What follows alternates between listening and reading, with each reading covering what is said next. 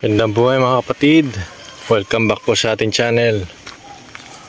Dito ngayon tayo sa ating tanim na mga dragon fruits. Ayan. Habang nagdidilig po tayo, nakitaan po natin ang ating dragon fruit ng sinyalis po ng kanyang pagbubunga po. Yan po. Lumalabas na po yung mga flowering buds niya. Yan. Yan po.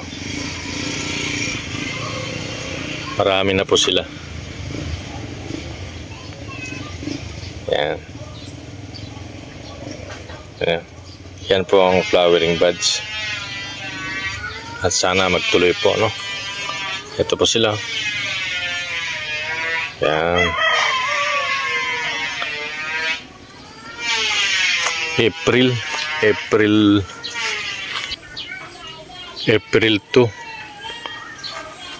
May sinyalis na po ng kanyang flowering buds. Tingnan po natin yung iba.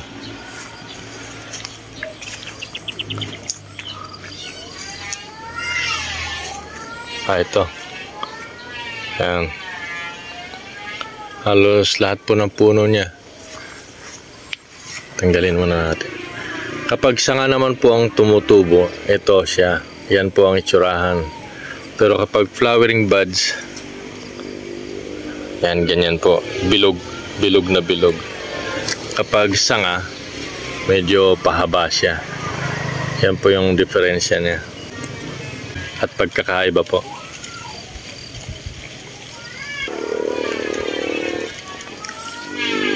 Dami na po. Ito. Yan. Yan po. Yan. May flowering buds. Dami oh. Meron pa po rito. Yan. Halos lahat po ng poste ng dragon fruit natin. Meron na po. Ito pa po. Yan.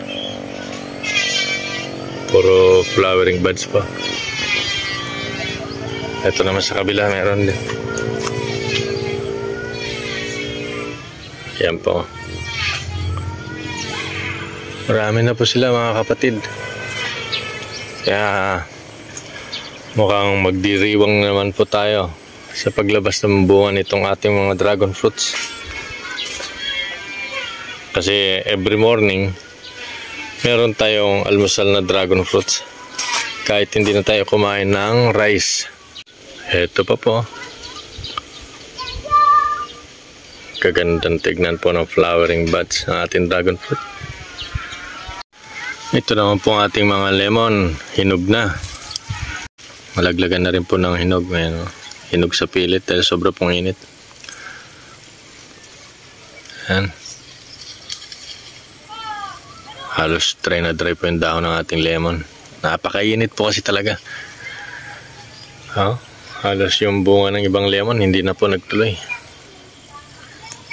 Paano mga kapatid, hanggang dito na lang po muna tayo. Sana nakatulong po itong video na to sa inyo. Gaya po ng lagi natin sinasabi, huwag po tayo mawawala ng pag-asa sa buhay. God bless us all po. Maraming salamat po sa panonood. Paalam.